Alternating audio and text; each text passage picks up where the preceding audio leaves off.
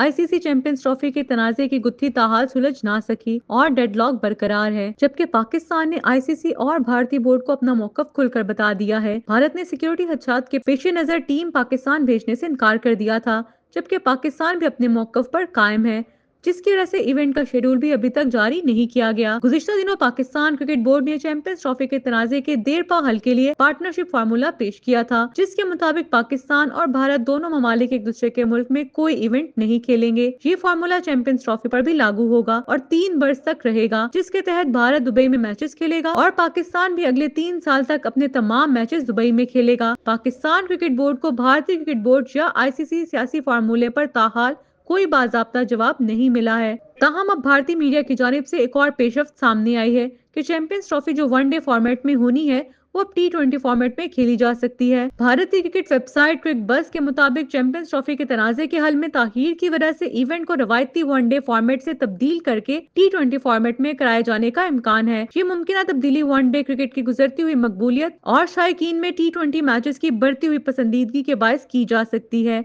अलबत्ता इस हवाले से अभी तक कोई वाज़ेह फैसला नहीं हुआ है। वाज़ेह रहे कि चैंपियंस ट्रॉफी 2025 की मीजबानी पाकिस्तान के पास है।